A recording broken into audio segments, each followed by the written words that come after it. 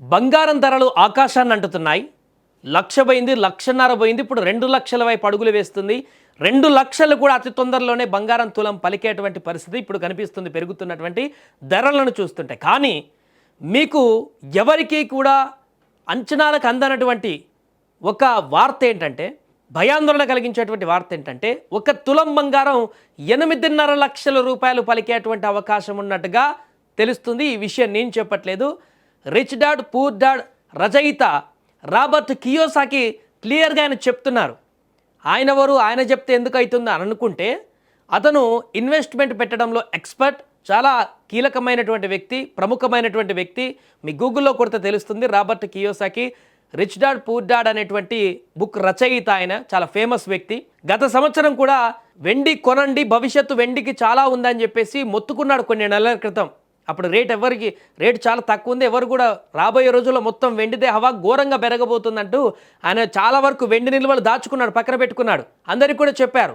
ఆయన మాట విని అప్పుడు ఇన్వెస్ట్ చేసిన వాళ్ళందరూ ఇప్పుడు కోటీశ్వర్లు అయిపోయారు, వెండి మీద ఇన్వెస్ట్ చేసిన వాళ్ళు. ఇదే వార్త ఇప్పుడు ఆయన చెప్తున్నాడు. వెండి ఇంకా పెరిగేటువంటి అవకాశం ఉంది, అంతేకాదు బంగారం కూడా విపరీతంగా పెరిగేటువంటి అవకాశం కనిపిస్తుంది. ప్రస్తుతం ఉన్నటువంటి ధరలను చూస్తుంటే రాబోయే రోజులలో బంగారం ధర 8.59 లక్షల రూపాయలు కూడా పలికేటువంటి అవకాశం ఉన్నట్టుగా ఆయన ఒక అంచనా వేశారు. సరే, అది ఎప్పుడు అక్కడికి చేరుతుందో లేదనేటువంటి విషయం పక్కన పెడితే, పెరుగుతున్నటువంటి ధరలు చూస్తే ఆ రకంగా కనిపిస్తున్నాయి. రాబర్ట్ కియోసాకి చేసినటువంటి అంచనా అనేది ఇప్పుడు సంచలనంగా మారింది.